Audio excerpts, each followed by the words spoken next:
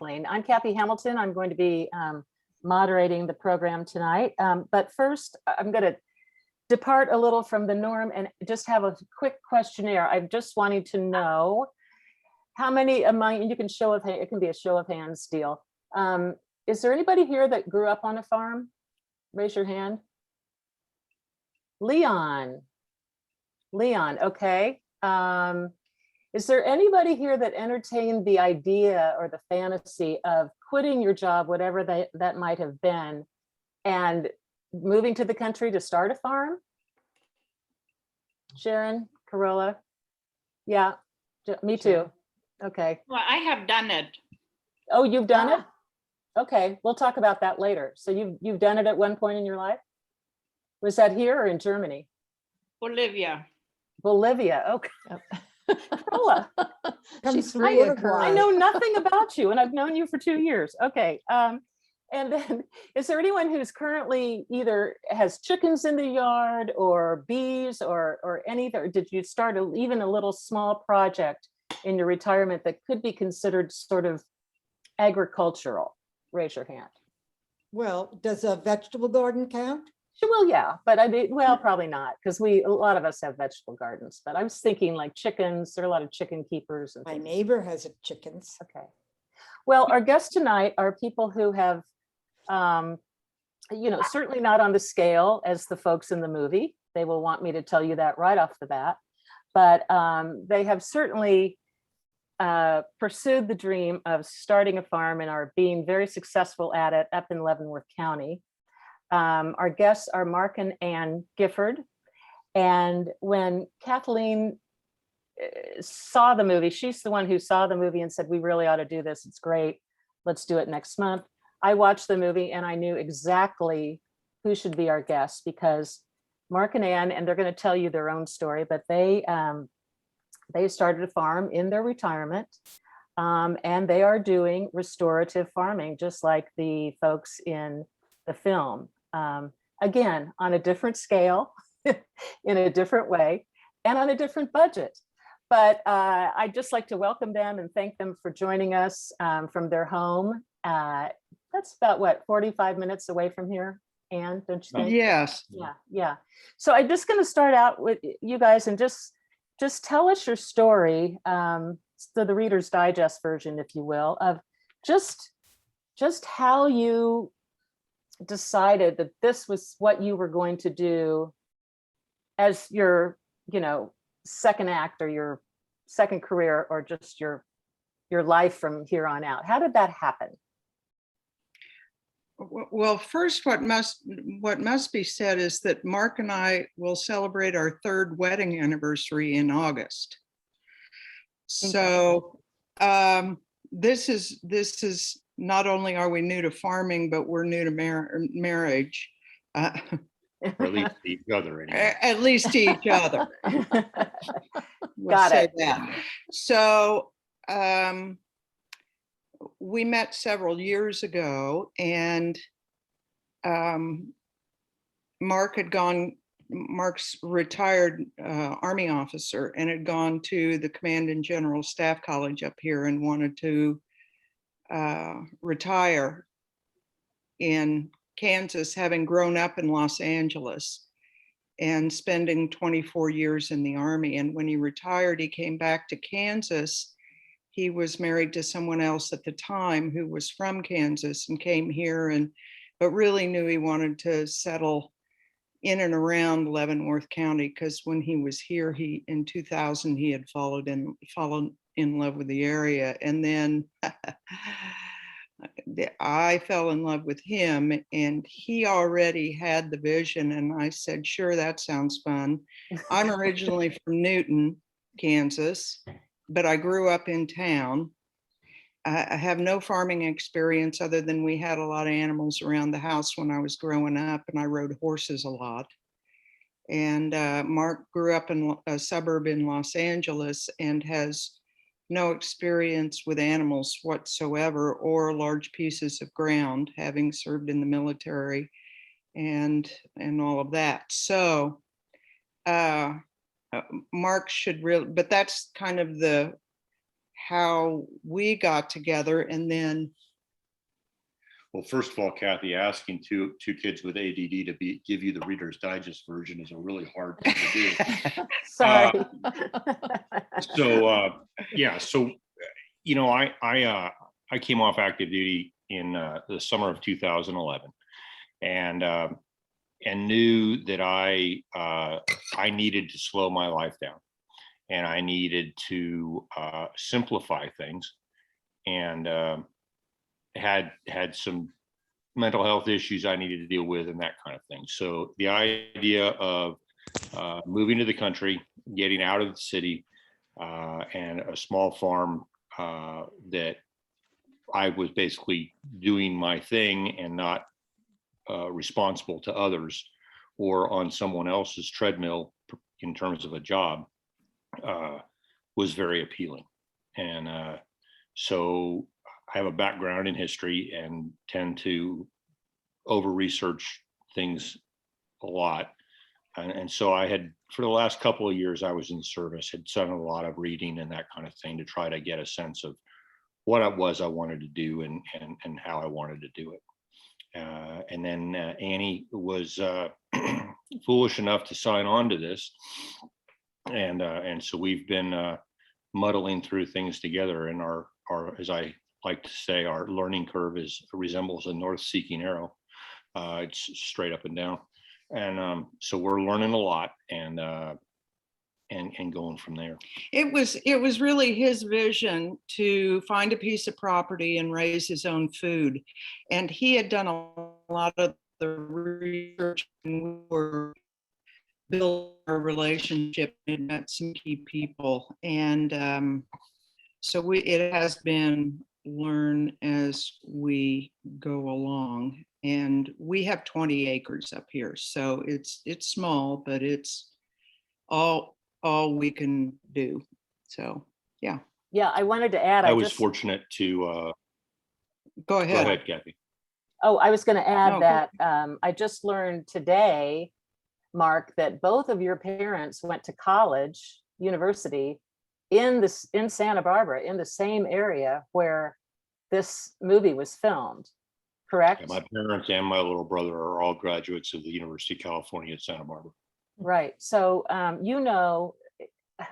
and Kathleen did some background digging on this. This farm was a $10 million proposition. Not ours. The Not farm yours, in the movie. not yours. The but one in the movie. The one in the movie was, in primo country, and it was so, and they raised enough money apparently to hire this guru or this mentor, Alan, who then died, as we know. But I'm wondering, so you researched, okay, and that's good, and but you are self-taught then, Mark? I mean, did you just? I'd hesitate to say that unless we're talking about my mistakes. But I was fortunate enough when I returned to Kansas in 2012. I reached out to a gentleman, Dr. Hank Will, who at the time was the executive editor of Grit magazine, and Hank was foolish enough to answer my email, and he and I started to have lunch together in Topeka when I would go to the VA in Topeka for doctor's appointments, and I would bounce things off him, and we just talk. He was going through some personal issues at the time, so we had some things in common, and Hank is a wonderful man, and he is since married a wonderful woman, Joanna, who and they farm outside of Osage City. Hank's retired from Ogden Publishing now, and so we've continued to maintain that relationship, both Ann and I, and Hank and Joanna, and then through Hank, I learned of a gentleman by the name of Gail Fuller, and Gail and his partner Lynette Miller have a farm outside of Severy.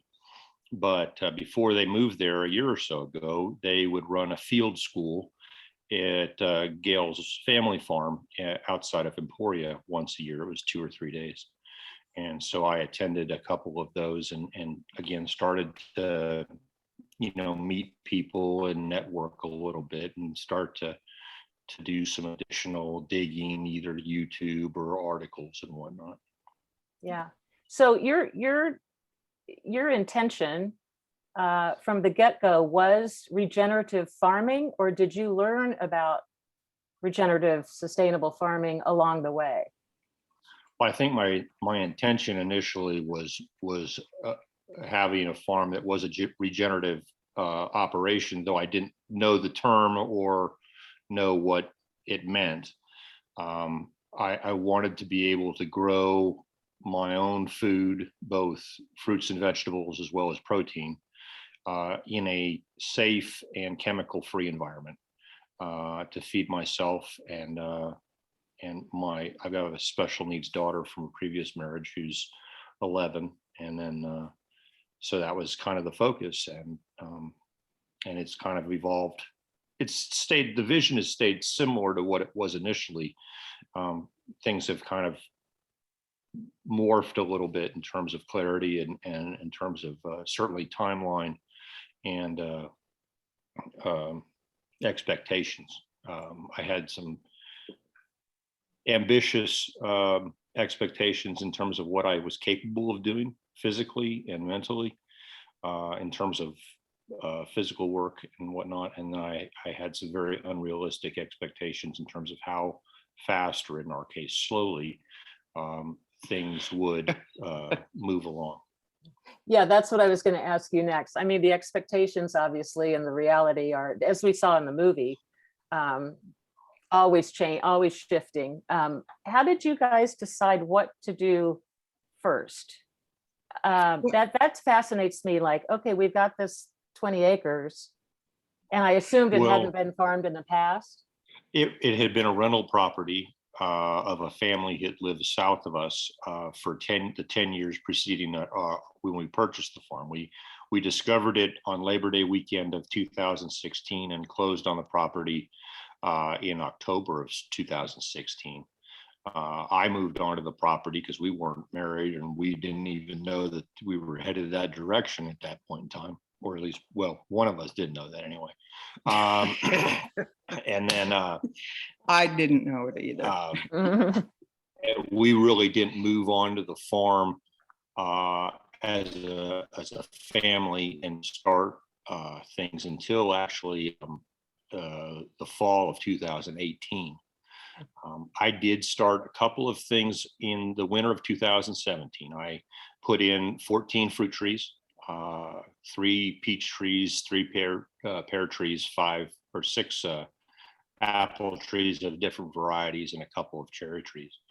I did that first, along with putting down some asparagus root starts, because I knew that fruit was something that took time to start to generate fruit. Depending on the variety, whether it's a peach or a pear, it's from 3 to 7 years before you see your first crop of fruit. So you need, that clock needs to get started as soon as possible. So that's what drove the orchard. And asparagus, again, is something that takes 2 or 3 years before you're actually in a position to be able to start to harvest a little bit, and about 5 years before you can actually harvest enough during the season to generate some meals. Mm-hmm. An example of expectations and such and errors. I had been familiar with a now deceased Englishman by the name of John Seymour. I'd stumbled across a book that he had published in the Barnes and Noble bargain bookshelf, and he talks about something called double digging a garden bed. And basically what you do is you take the first spade depth of the sod or whatever, and you dig it out, and then you dig it down one more spade in depth and pull that out, and then you put the first pile back in the bottom and put the second pile on top of it. And it's a mechanism to deal with weeds and that kind of thing.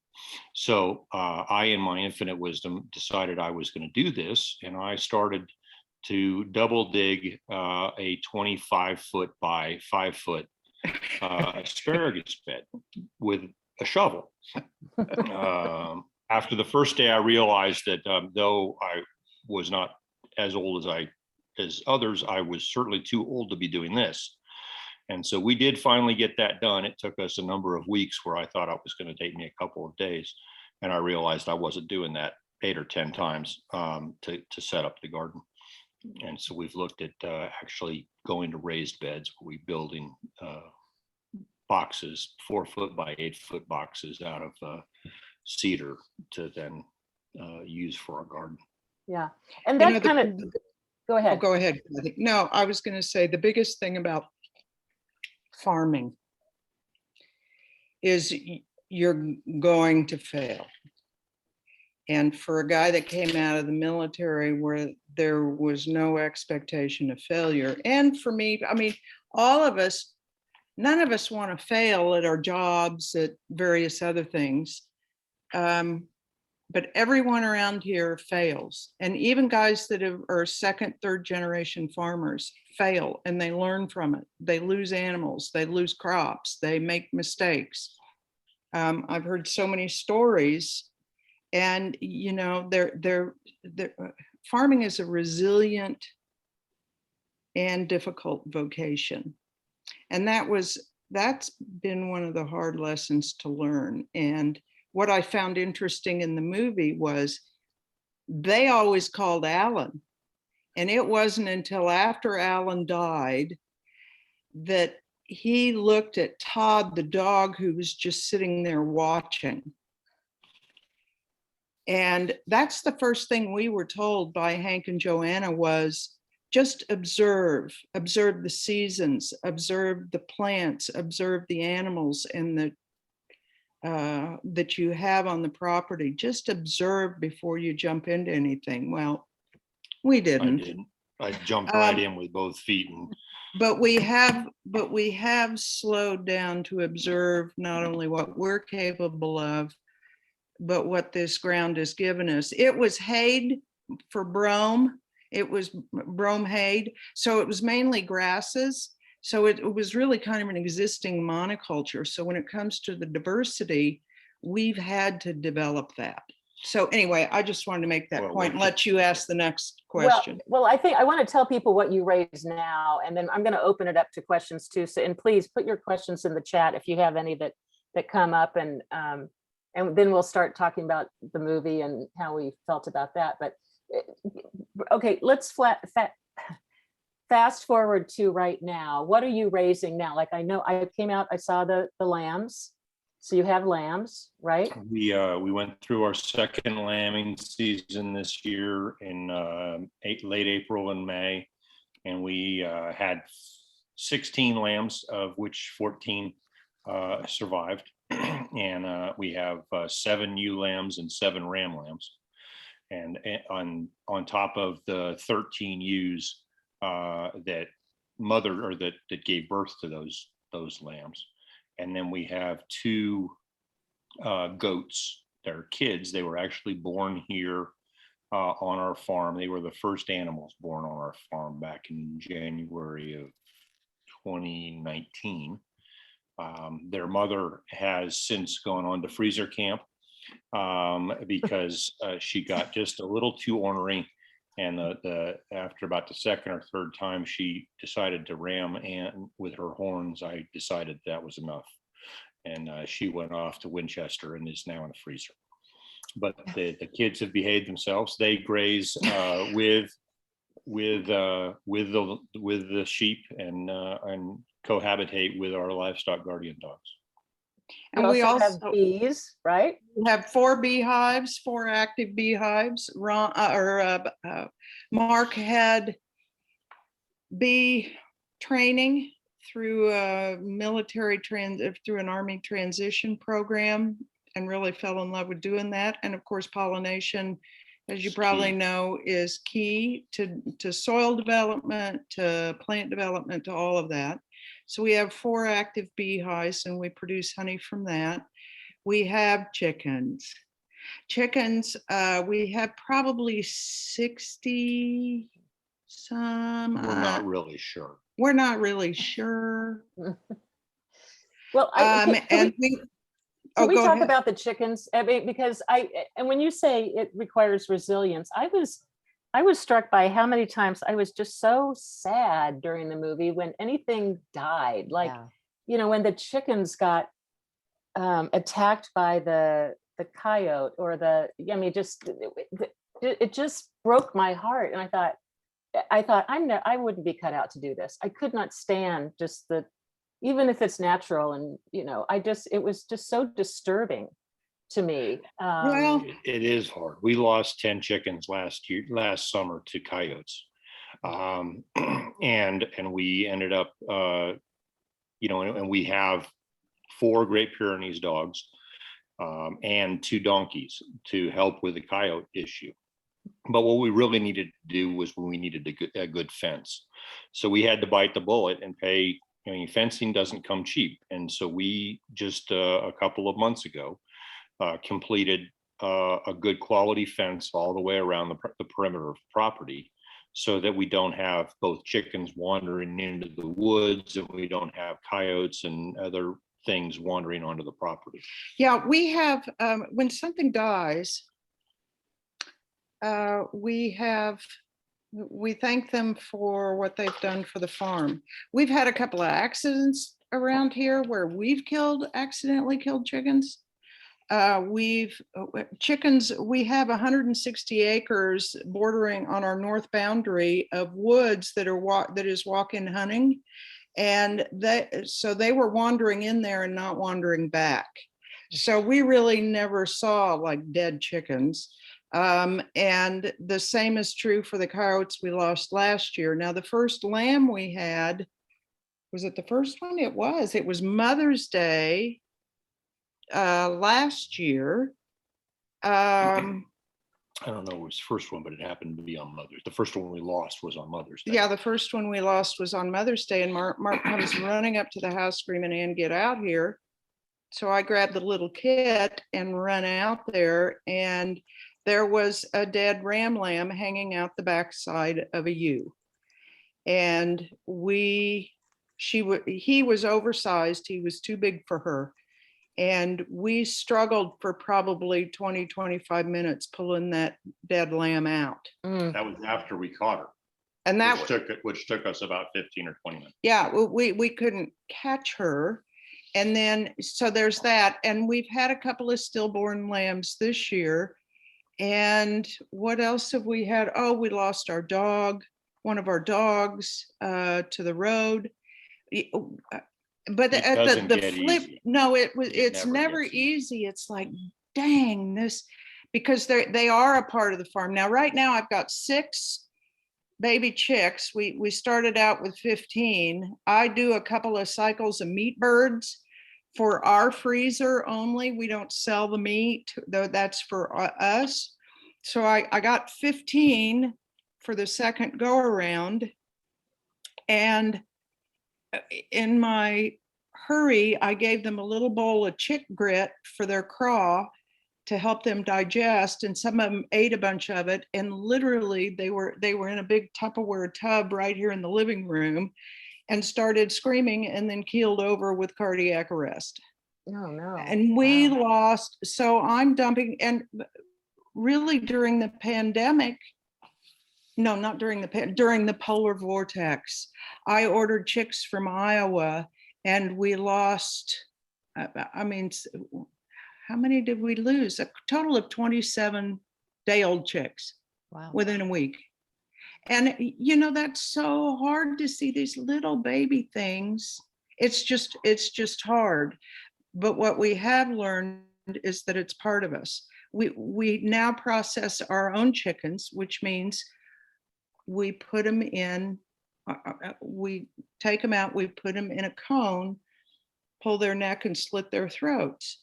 Now, as I'm walking them from where we have them enclosed for that particular day, because they free range all over the pasture and my front yards, my landscape beds are shot. But I hold them, I thank them for what they've done for us and for the farm, for the joy they brought us, that they are part of the farm.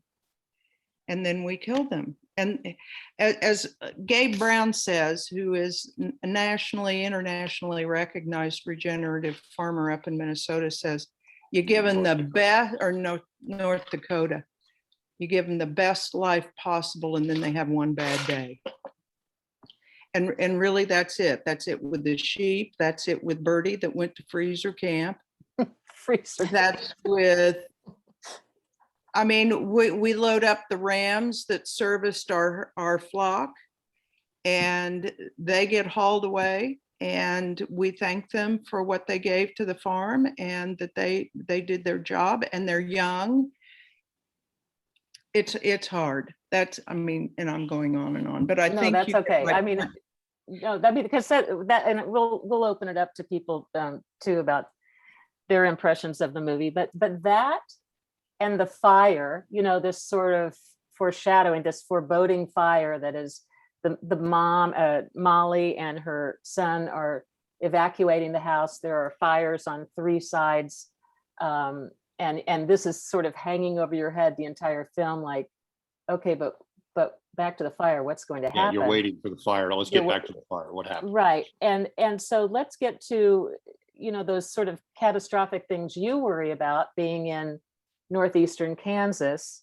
I would imagine on a certain year, a fire would be a threat, but what are the kinds of things on, maybe not on that scale, but what are the kinds of things you're concerned with in terms of what Kansas weather might throw at you, or any other sort of threats that would be you would have to act in sort of an acute emergency fashion? And have you ever Well, experienced anything like that? Well, certainly when the weather gets really, really bad, like the springtime weather, tornadoes, you know, we all grew up with watching the cows swirling around in the tornado vortex in The Wizard of Oz, right? I worry about the sheep. I worry about the chicken. The chickens pretty much take care of themselves. They'll go back into we have one coop that travels around the pasture, and then a stationary coop in the backyard, and they know exactly what to do. They know to duck and cover. The polar vortex in February, we had some advance warning of, but we had no idea. And I talked to some farmers that have been doing this forever that lost animals. We did not lose one animal because we prepared. Now we had some frostbite on some of the combs on the chicken's head, but other than that, everybody, all the girls continued to lay eggs. I was just astounded. I was so proud of them, I could hardly stand it. But for me, it's high wind, tornadoes, hail. We don't have crops, so we don't worry about that level of devastation. And just managing predators. But in terms of weather, fire, Fire certainly could be a concern. absolutely. We have been Not you know, this year, blessed, right? blessed with good weather in terms of precipitation for the last 3 years. So at times when things would be drying out, we haven't had that, thankfully. I am concerned, quite concerned about the next couple of years as we run through these cyclical weather cycles, that we will get some dry time, and you know, how are we going to manage the animals? How are we going to feed the animals? How are we going to be able to afford the hay, because we don't hay here, because you have them graze here, and so there I think a lot of the things are weather related, whether it be thunderstorms and hail, or it's, you know, the lack of rain or too much rain. And, you know, when it gets very wet, I need to make sure I move the animals more regularly so they're not in getting their hooves wet all the time. We brought everybody into the little corral that we'd made for the polar vortex. So we had, you know, 14, because the ram was still here, 14 sheep, 2 goats, or 3 goats actually, because Birdie was still alive, and 2 donkeys. We had our own little manger scene, you know, with all the animals in a lean-to kind of a barn. um, to help, put the straw down and whatnot so they could lay down and that kind of. I want to go back to the donkeys and as Coyote Control just for a second, because I'm thinking in my mind, donkeys versus coyotes. How do coyotes help with the coyote problem? The donkeys will actually grab a coyote or a fox or that kind of thing. And what they'll do is they'll shake it with their neck and they'll snap its neck. Oh, wow. They're a natural. I mean, that's something that they do. Our donkeys are maybe not that aggressive in terms of coyotes, but we got them to augment the Great Pyrenees as guardian dogs.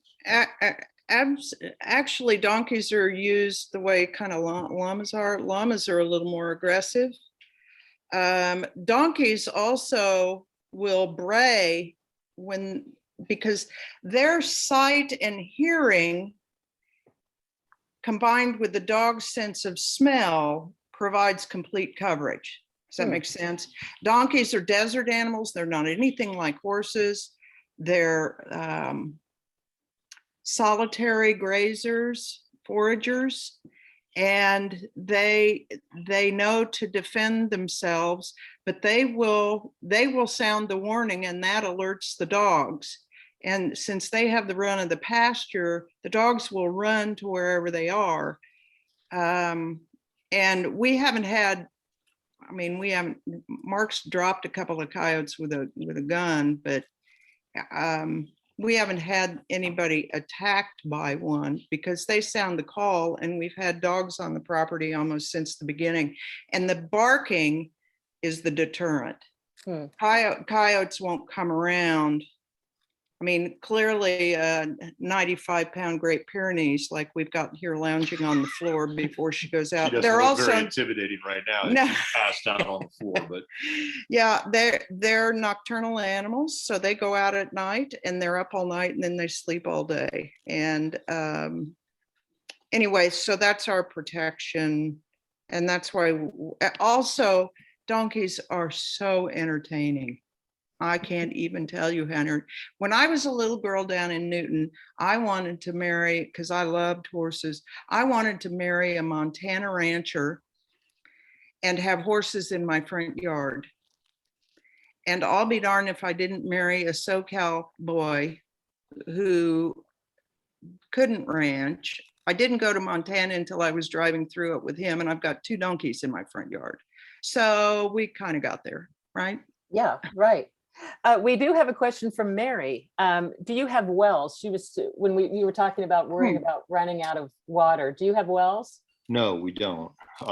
And the reason for that is twofold. One is we do have a large pond in our back pasture that is about a ½ acre in size, and in the deepest parts about 12 feet deep. The other thing is when we thought about, do we need to dig a well? When you look at the cost of digging, of the actual digging of the well and that kind of thing, and which these days has gotten very expensive. And then the price, we're on rural water. We're part of the Rural Water District 5 here in Leavenworth County, and our water is very reasonable in terms of cost. So when you look at the cost of the two things, whether it be well water or rural water, it became really clear really fast that since we don't have any real disposable income at this point, because we've already used it on the farm, that the rural water was our better option for any water requirements that we had. Yeah, that's a good question though, Mary, because as we go through these drought cycles, which, are going to happen, we rotationally graze and mob graze. So we have all of our sheep in very tight quarters and behind electric fence with the dogs, and we move them daily. So we allow the pastures to regenerate so we can move them around. We want to minimize our usage of hay and in the wintertime. And that also helps with holding the moisture in the soil. because they also poop and do all the things they talked about in the movie. But what we are probably going to look at some point is some kind of pump to be able to Move water around. And pump it out of the pond should we need it. It's basically a drainage pond in the back of the property. So a lot of the property drains into that pond, and provides really plenty of water for our needs. The rural water system is, there's a main water line that runs up the street, and we're tapped into that. So we don't have to truck any water in or anything like that. Yeah, We've got water that comes to the house, and we've got outdoor spigots that then we use to both water the garden and the orchard, as well as to fill a water tank that I carry on a rough terrain vehicle to go out to the pasture and water the animals. Mary, we also have on the list to try and retain the water that comes down, which was part of the point in the movie. And we're probably going to dig some holes and put in large water tanks to be able to catch the water off the roof. Rainwater. And we have a wet area in one part of our pasture that we want to develop a retention pond for, and be able to keep that water on our property. In the meantime, Mark does a lot of cover cropping to try and get that brome mix to get it more diverse for forage and also for the good of the soil and water retention. So, but it's one bite of the elephant at a time, with just the two of us on 20 acres that are at a ripe age. yeah, I was going to say, this is because, obviously these people had, they had raised a lot of money, put it that way. They had the mentor, they had the hired help, they had the sort of those young 20-something college age kids coming from all over the world to work with them. They didn't seem short on labor. No. And you all are you literally doing it, just the two of you? Yeah. I mean, you're literally, but you are not outsourcing anything. Well, maybe the fence builders, I'm guessing. Yes. Yeah, we had some friends that do fences, kind of a retirement gig, and we know the quality of the work that they do. They're crazier than we are, and older as well, believe it or not. But we've had them do some fence work for us in the past, and they did some as well. There was a question about birthing and any kind of training. We have no formal training on any of this. We basically, we've got the stories book on sheep, and in there's a chapter on lambing, and we've read it and reread it, and every year it's new.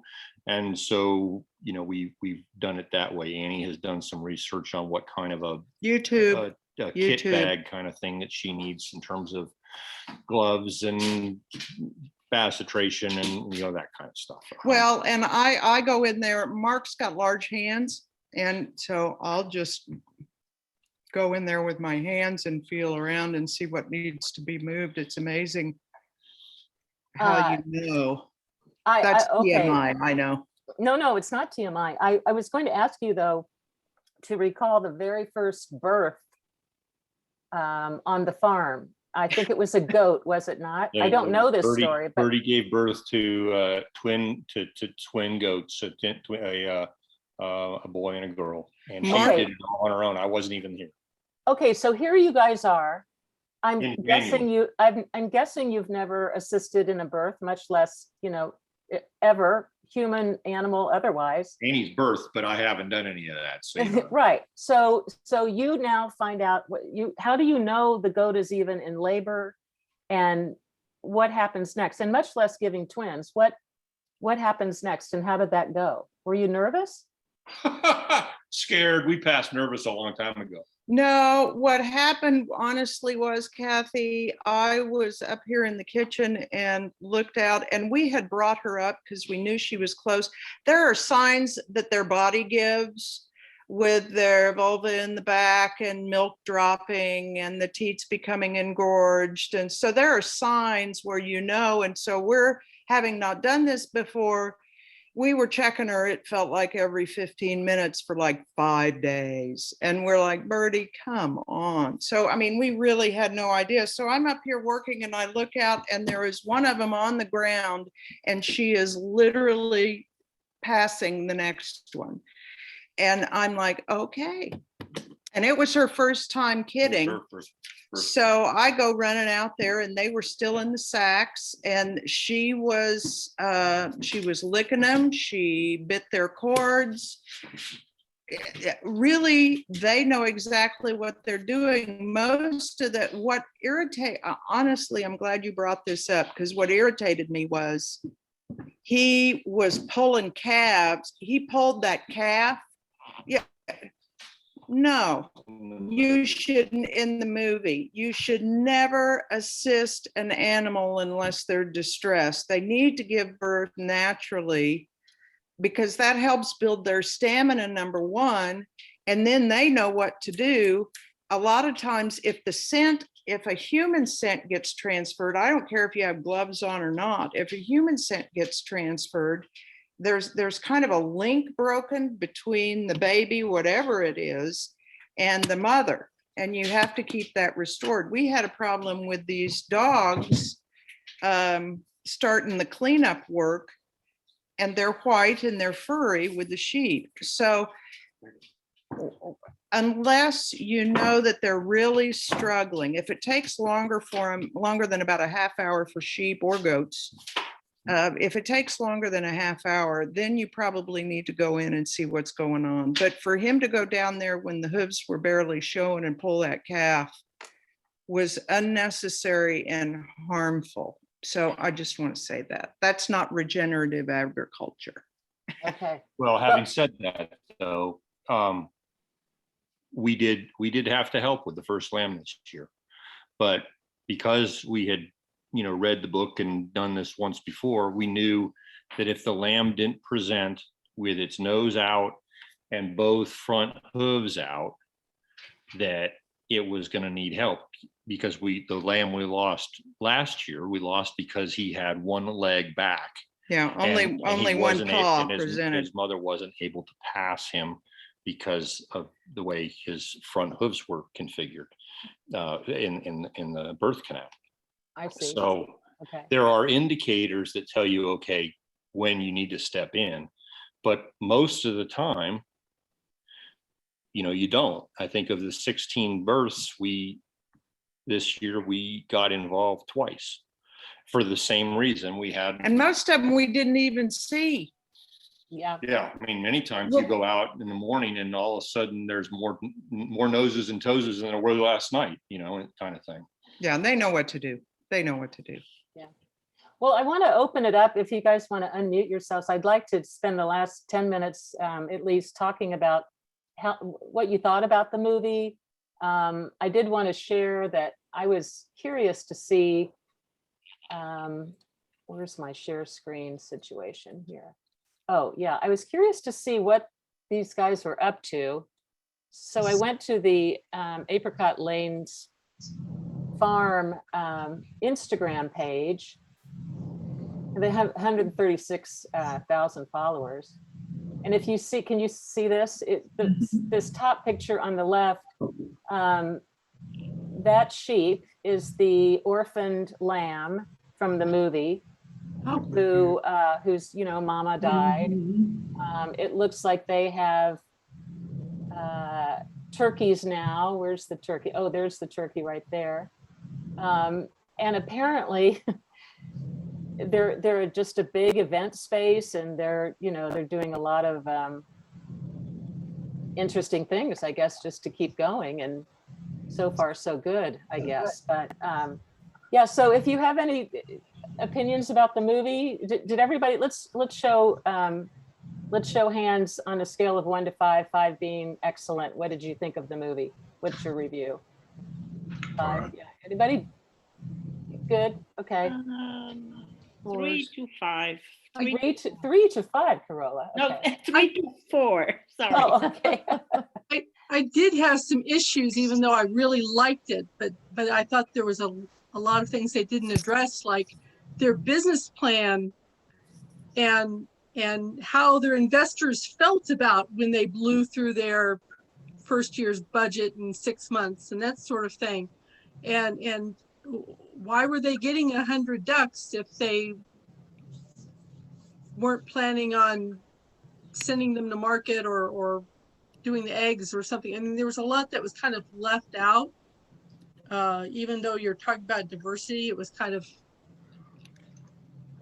hit or miss, but I realized, hey, you can't include everything in a movie. So Yeah.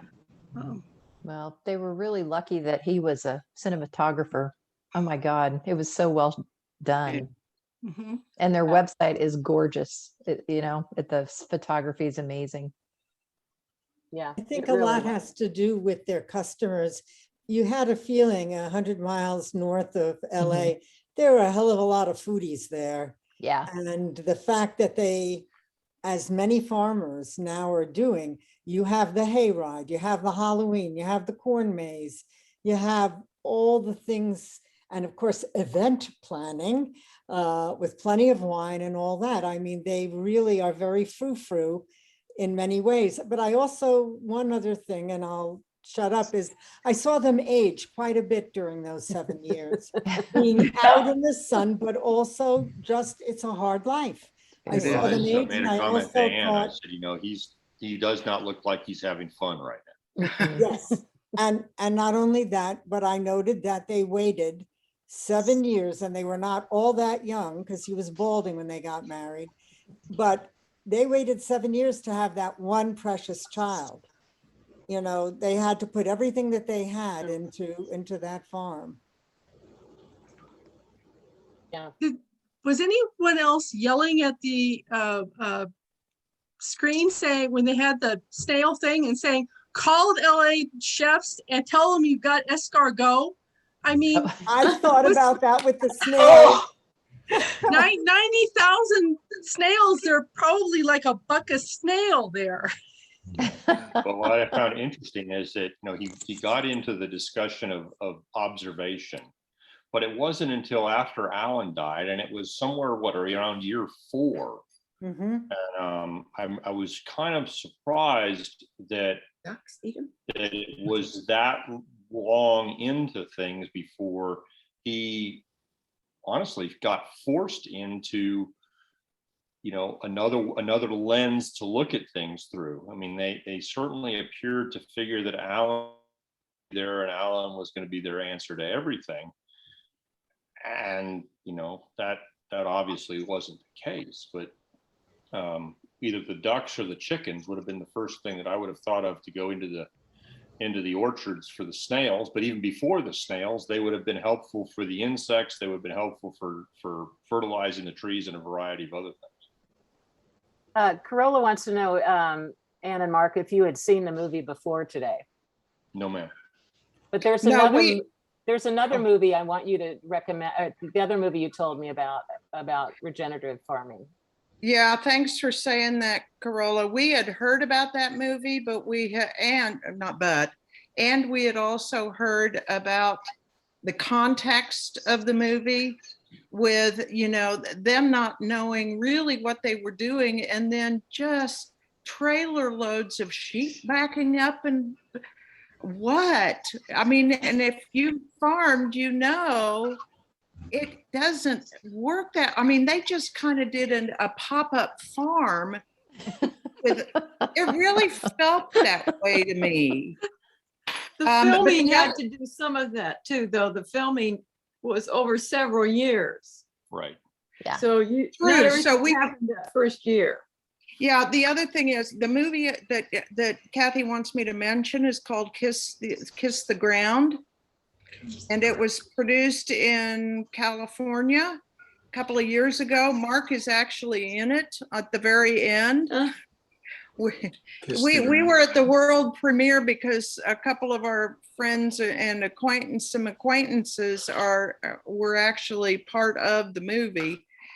So we were able to preview it before it was released to the world. It's on Netflix, and I'm not sure where else it is, but if you Google Kiss the Ground, you'll find it. I encourage you to watch it. It's mainly a climate change movie, and it is in the California context, but I think what they're saying about the diversity of the main thing about regenerative agriculture is how nature works together with animals and plants and insects and all of it in this amazing ballet. I mean, it's just even from our perspective, it's been amazing to watch. But Kiss the Ground, I highly recommend. And this- I have a question. Do you ever get away? Okay, Kay, go ahead.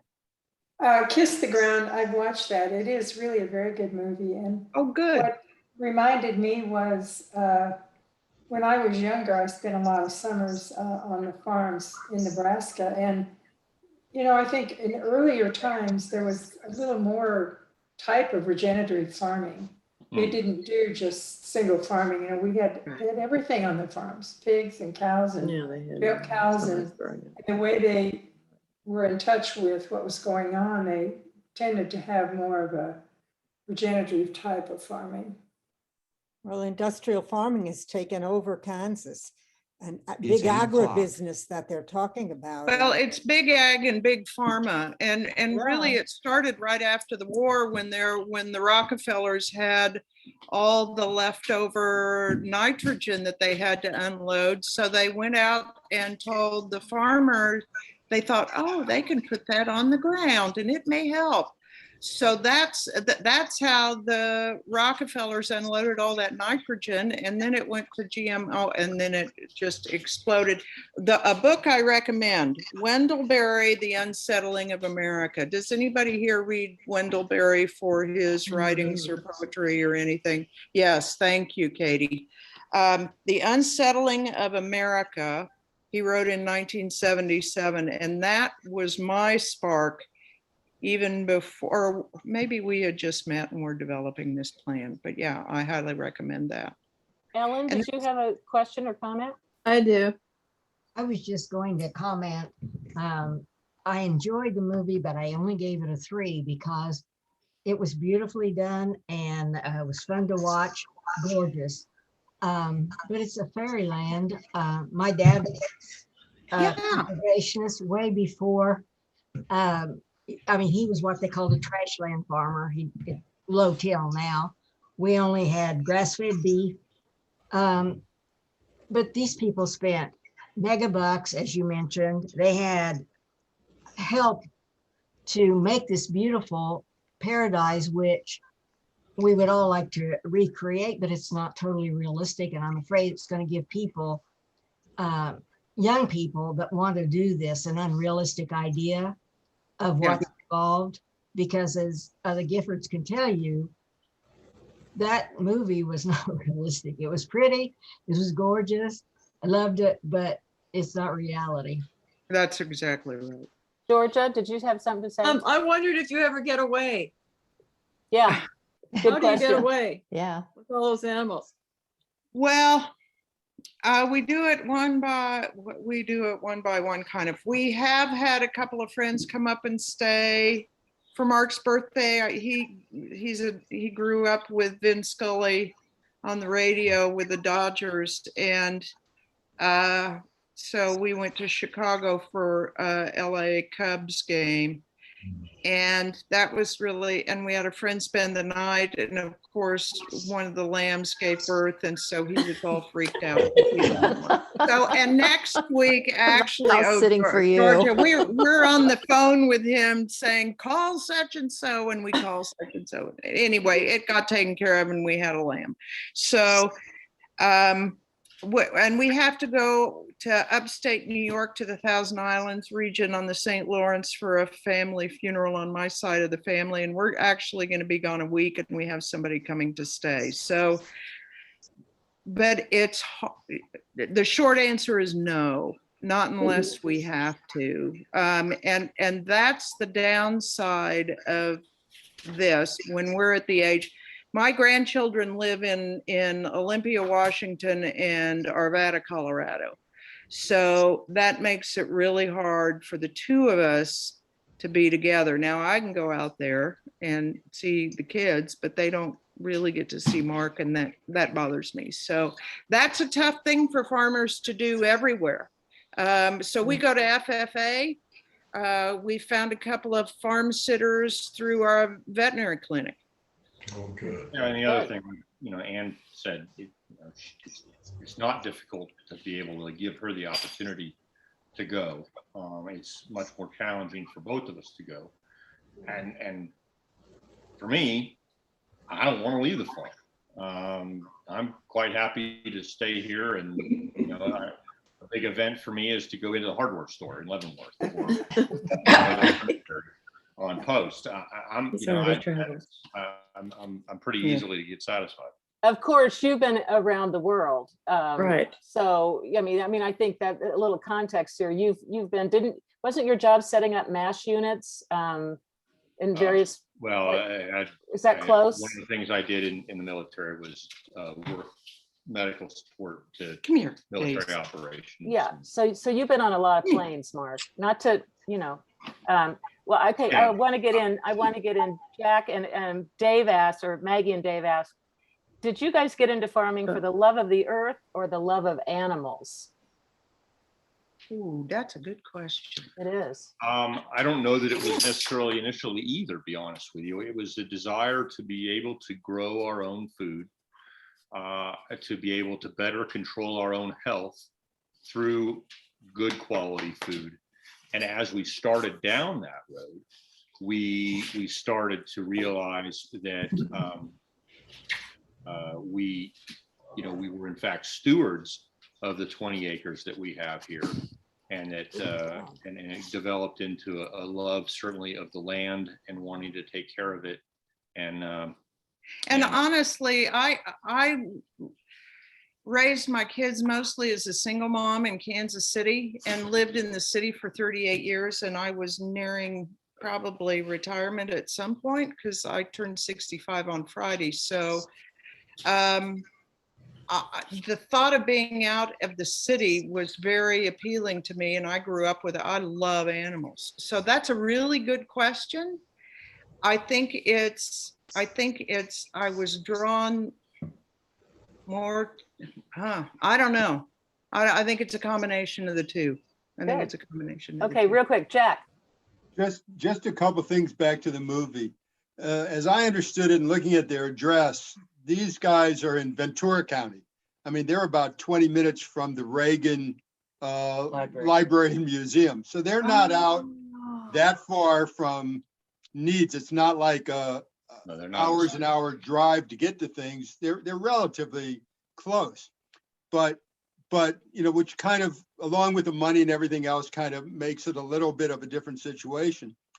But at the same time, when we lived out there, we lived in LA, but when we lived in California, I also have read about and later heard about an Israeli farmer who is doing the diversified farming in a more, this is how we farm in Israel, and he's brought it to California. So he's doing drought farming. It's primarily growing things, not animals, although he has animals as well. But he combines, all of his farming is done within the orchard.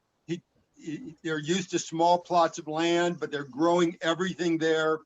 And he brought a technique of flooding to conserve water. So what they do at the beginning of each season is they flood the land and they create their own water table. And then that's all the watering they have to do the entire time. And during these droughts, he's doing very well in California. And I don't know if it's spreading, but there is less photographic, more realistic version of this that is going on as well. I love the movie and I don't take anything away from it. And I would never be up to what they did. But of all the questions of how much money they had and everything else, this is possible out there and it is being done. But the other thing I always kept in mind is they're 20 minutes from Simi. I mean, from a city. They need something right away. Right. Yeah. Jack, when they flood, does that mean that the trees grow deeper roots so that when there's dry times, they're strong enough to get from the water table? No, the flooding is to create their own water table. All that water goes straight down and is held in the bedrock there. And so they have a water table, so they're taking and it's not that deep, so the plants can use that as watering, and they can also pump out of it and create shallower wells Right. using that. And the total amount of water used is significantly less than watering crops during the drought season all the time to see that they survive. I Well, remember and that they on a- pioneered. I'm not a farmer, so I don't know much about it. I'd have to look the guy up. I don't remember much, but I know that he was from Israel and that he was They did showing other drip people how he farming. did They it. were the ones who discovered, not to throw the water up in the air and let it evaporate. That's what I was going to say, is that I was surprised when I watched the movie about, especially in the orchards and whatnot, where he had the rainbird sprinklers on a 6-foot pipe. I mean, he's losing probably 50 or 60% of the water that he's putting out just to evaporation versus running, soaker lines down the lines of his trees. But yeah, water. I mean, water's been an issue in California for 40 plus years, Yeah, and it's forever. going to get worse until they make some hard decisions. The other thing I found was interesting is we were out there and there were fires, and we were fortunately never directly involved in, but 10 miles away or 15 miles away, and everything's covered with soot, so you kind of experience it. But the fire coming and them hurting animals is kind of ridiculous in a sense, because there's no place to take them. I mean, you don't, Well, I Yeah, don't there is. suggest sacrificing them, but you try to protect them is the best you can No, do. in fact, we learned in here in Kansas when we had those big grass fires that came across the Oklahoma border a couple of years ago. Now a lot of the farmers lost everything. So this doesn't apply to everybody, but there were guys who, in fact, a young man whose it was his dad's farm, had the foresight to take their cattle herd and herd them into their wheat field, which was still green. Yeah. And he was able to they lost their house, but they kept the cows, and they didn't, and because the wheat was still green, that area didn't burn, and the animals had forage to graze on until they could get hay and that kind of thing. So there could be, they could be hurting them to a safe place. Certainly. I mean, I remember as a boy seeing the fires in the Angeles forest up on the mountain, up on the crest line. I mean, it was almost like daylight. There was so much flame. And my little brother, in a fire in that same area when he was in college, was on somebody's house with a hose, and finally it got so bad that he had to drive out of there, and the fire was on both sides of the road. I mean, things that young teenagers do that don't make any sense, but Yeah. Okay, everybody. Well, we went over, but I think it was worth it. Let's give Mark and Anna a round of applause. Oh, thank you. This was such a treat. I don't know if I mentioned, but Ann and I were friends in college, and I mean, our friends, but met in college, and now she's doing this, which is just amazing. So best of luck. Thank you. To you all, and thank you everybody for joining us tonight. We will see you at the next one, which will be announced in a couple of weeks. And in the meantime, if you've seen a movie on Canopy that you would like to recommend to us, feel free to send me an email, or Kathleen, and we'll give it serious consideration. We'll give it serious consideration. So, Absolutely. that's it, and Thank you. thanks a lot. Yeah, Thank thank you.